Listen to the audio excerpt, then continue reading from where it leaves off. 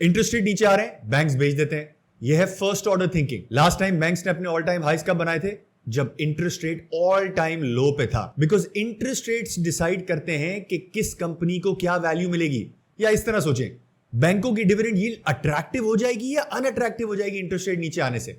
या फिर इस तरह सोचें, जो प्राइस टू बुक वैल्यूएशन बैंकों को मिलती है वो अच्छी हो जाएगी या बुरी हो जाएगी। ऐसे सोचते हैं investors.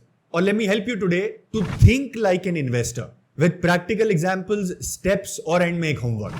So let's start. Second level thinking का मतलब होता है जो चीज सामने नजर आ रही है, चाहे अखबार में नजर आए, कोई ब्रोकर आपको बताए या आप कहीं पे पढ़ें, किसी का ओपिनियन सुने, एक सामने आपको ओपिनियन नजर आता है, ये हुआ तो ये होगा। बट इकोनॉमिक्स में, फाइनेंस में, इन्वेस्टिंग में हार्डली कभी कोई एक न्यूज किसी एक चीज को इंपैक्ट करती है। उसके लेयर्स होते हैं। ये हुआ, फिर ये होगा, फिर ये हो सकता है, और अगर ये हो गया तो ये होगा। हम आम रिटेल इन्वेस्टर्स सिर्फ फर्स्ट लेवल थिंकिंग पे सोचते हैं। इंटरेस्ट रेट नीचे आ रहे हैं तो क्या होगा, ऑयल प्राइस नीचे आ रही है तो क्या होगा, सीमेंट की प्राइसेस ऊपर जा रही हैं तो क्या होगा, वगैरह वगैरह। और पैसा इसी सेकंड लेवल थिंकिंग में है। ये बात याद रखिएगा कि जितने बड़े बड़े इन्वेस्टर्स के आप नाम सुनते हैं, they never do first level thinking. कोई न्यूज आई, उसका इंपैक्ट एनालिसिस करते हैं। And by the way, analyst are paid लाखों रुपए जस्ट टू डू दिस। आपको लगता है ना एनालिस्ट को मॉडल बनाने के पैसे मिलते हैं, वैल्यूएशन के पैसे मिलते हैं? वो तो एक्सेल कर देता है। उनको पैसे मिलते हैं सोचने के। So now let's start looking at the practical examples. 4-5 examples दूंगा, इजी से लेकर मोस्ट डिफिकल्ट तक एंड में आऊंगा, ताकि आपको समझा सकूं कि करना कैसे है इसको। ठीक है, नंबर 1, अभी बैंक की बात कर रहे थे, उसी की बात करते हैं। इंटरेस्ट रेट नीचे आएगा तो बैंक के नफे खराब हो जाएंगे। फॉर श्योर बैंक के नफे खराब हो जाएंगे। बट मुझे एक बात बताएं, वैल्यूएशन बेहतर कब मिलती है? जब इंटरेस्ट रेट नीचे होते हैं या ऊपर होते हैं? और बैंकों को हम किस लिए ट्रेड करते हैं? डिविडेंड के लिए या कैपिटल गेन्स के लिए? इस्लामिक बैंकों को, एक आध दो बैंक को हटा दें, सारे कमर्शियल बैंक्स डिविडेंड यील्ड पे ट्रेड करते हैं। यानी वो अपनी अर्निंग्स तो ग्रो करते हैं जिस तरह इंटरेस्ट रेट ऊपर जाते हैं, बट साथ साथ वॉल्यूम भी ग्रो करते हैं, और इनके वॉल्यूम डिपॉजिट्स होते हैं। बट अगर आपको 15% एक बैंक डिविडेंड यील्ड दे रहा है और इंटरेस्ट रेट भी 15% है, और इंटरेस्ट रेट घट के 10% हो जाते हैं, तो बैंक की डिविडेंड यील्ड को क्या होगा? वो भी 10% पे नीचे आ जाएगी। नीचे आने का मतलब डिविडेंड यील्ड का स्टॉक्स ऊपर चले जाएंगे। इसीलिए आपने देखा इंटरेस्ट रेट घटना शुरू हुए लास्ट 3-4-5 महीने पहले। Banks are making their all time highs. So second level thinking. First level thinking, oil prices नीचे आ रही है तो ईएनपी कंपनीज के हालात खराब हो जाएंगे। Right, this is first level thinking. Second level thinking is oil prices नीचे आ रहे हैं, इसका मतलब जो सर्कुलर रेट खड़ा होता था हमारे पूरे सेक्टर के अंदर, वो नहीं खड़ा होगा।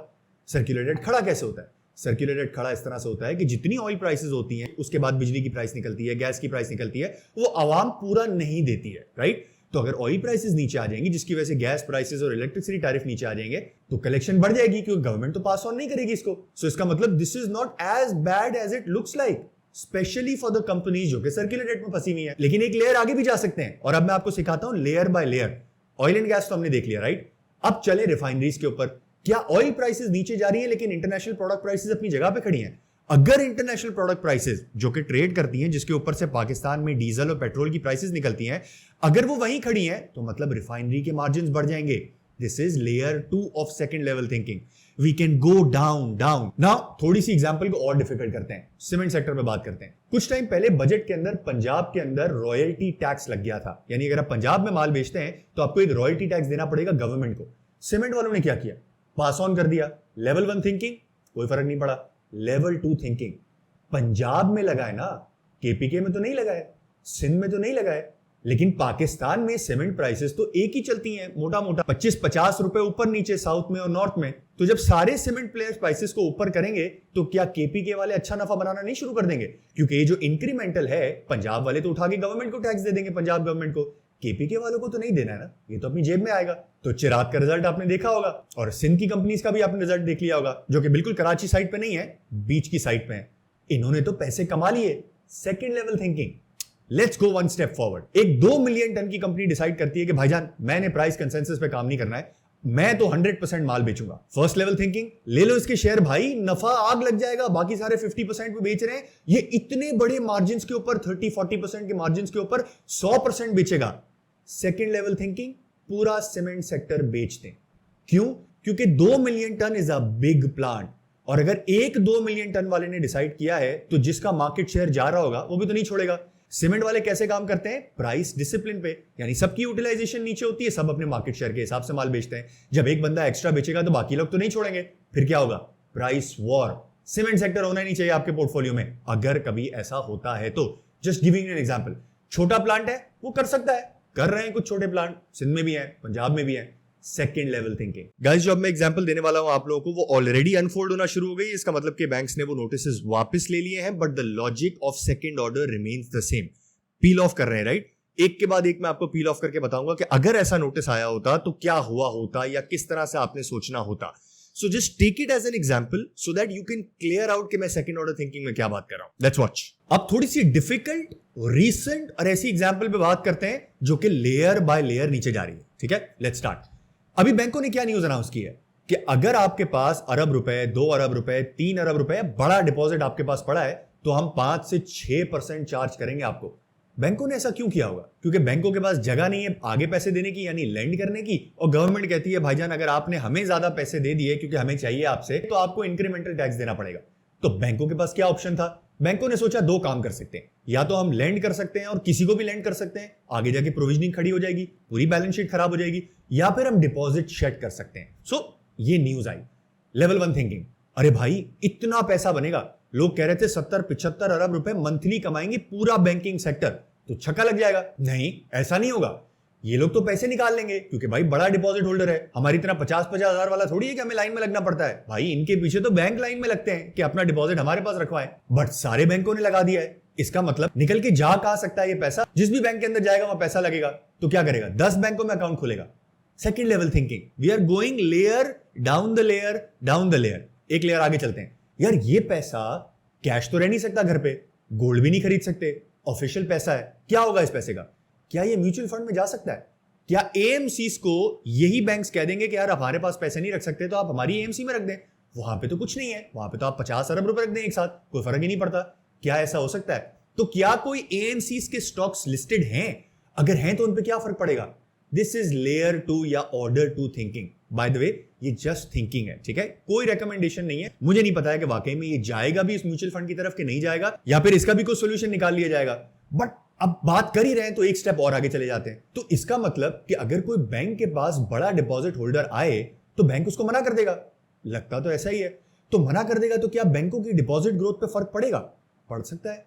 तो जो हमारी वैल्यूएशन में हम सोच के बैठे हैं कि बैंकों के अंदर लंबी डिपॉजिट ग्रोथ आएगी 20-20%, 15-15%, वॉटएवर M2 का नंबर है, तो क्या ये होगा? एक लेयर और नीचे। यार ये नहीं होगा। इसका मतलब बैंक एफडी वालों को तो मना कर देंगे, फिक्स डिपॉजिट वालों को कि हमारे पास अकाउंट ही ना खोले आप, भाई नहीं हम नहीं दे रहे आपको फिक्स डिपॉजिट। इसी तरह सेविंग अकाउंट को भी शट ऑफ करेंगे, सिर्फ करंट अकाउंट खोलेंगे। छोटे छोटे अकाउंट्स, 5-5, 10-10, 15-15 लाख वाले छोटे छोटे अकाउंट्स, करंट अकाउंट। इसका मतलब तो मार्जिन बढ़ जाएंगे। आप समझ रहे हैं हम लोग क्या कर रहे हैं? Layer by layer by layer by layer, पूरी चेन को समझने की कोशिश कर रहे हैं। अब आप लोगों में से कुछ लोग सोच रहे होंगे भाई इतना तो पता ही नहीं है, तो पता होना चाहिए। क्योंकि अगर आपको लगता है कि आप तेजी की मार्केट में इन्वेस्टर बने हैं और हर चीज में आपको पैसे बन रहे हैं, इसका मतलब ये नहीं है कि आपने वो स्किल्स होन इन कर ली हैं जो कि एक्चुअल इन्वेस्टर्स की होती हैं। बट नथिंग इज लॉस्ट, कोई टाइम गया नहीं है। Let's start of from today. Homework क्या है आप लोगों का? होमवर्क ये है कि भाई कोई भी न्यूज आप पढ़ें, सुबह ब्रोकर्स भेजते हैं ना 8-10 न्यूज, फर्स्ट लेवल थिंकिंग सोचे जो न्यूज आर्टिकल के अंदर सामने आपके मुंह पे लिखी होगी। ऑटोज वाले कह रहे हैं ये एनईवी पॉलिसी हमारे लिए बहुत बुरी है। थिंक अगेन, एनईवी पॉलिसी का मतलब क्या है? ये भी एग्जांपल स्टडी कर लेते हैं। नेशनल एनर्जी पॉलिसी या national energy electric policy, something of that sort. क्या उसके अंदर हाइब्रिड व्हीकल्स आएंगे? क्या उसके अंदर पीएचईवी आएंगे? तो अगर उसके अंदर पीएचईवी और हाइब्रिड आएंगे तो वो तो ऑलरेडी ये लोग बना रहे हैं। यानी वो नए प्लेयर्स जो कि आए थे 2020-21 के अंदर, 2025 में उनका टैक्स एक्सपायर हो रहा है, टैक्स रिलीफ उनका एक्सपायर हो रहा है, जो कि सेल्स टैक्स और कस्टम ड्यूटी पर टैक्स लगता था। तो क्या वो एक्सटेंड तो नहीं हो जाएगा? अगर एक्सटेंड हो जाएगा तो कौन सी कंपनीज को बेनिफिट आएगा? आप समझ रहे? शुरू कहां से किया हमने? एनईईवी पॉलिसी के बारे में लोकल असेंबलर्स कह रहे हैं हम तो मर जाएंगे, और हम पहुंचे कहां पे? कुछ ऑटो असेंबलर्स फिर भी बेनिफिट करेंगे। इसी तरह कल को आपको सुनने को मिलता है और तेजी की बाजार में बहुत सुनने को मिलेगा, और अखबारों के अंदर होगा, क्योंकि हम होमवर्क पे बात कर रहे हैं। अखबारों के अंदर लिखा होगा कि भाईजान ये बड़ी कंपनी ये छोटी स्टील की कंपनी को खरीद रही है। लेवल 1 क्या? ले ले भाई, ये बुक वैल्यू बहुत अच्छी है, ये तो स्टॉक आग लग जाएगा, ये 5 रुपए का स्टॉक है, ये तो 40 रुपए का हो जाएगा। क्यों? ये सोचिए ये कंपनी क्यों खरीद रही है, या ये मालिक क्यों बेच रहा है? क्या उसको लगता है कि यार डिमांड आनी नहीं है, इससे बेहतर है प्लांट बेच के चले जाओ? क्या वो नफे में है या नुकसान में है? अगर नुकसान में है तो बेचना सही है, बट उसका दूसरा एंगल भी है, नुकसान में है तो क्या उसको बुक वैल्यू की प्राइस मिलेगी या उसको मार्केट के आसपास ही प्राइस मिलेगी? आप समझे?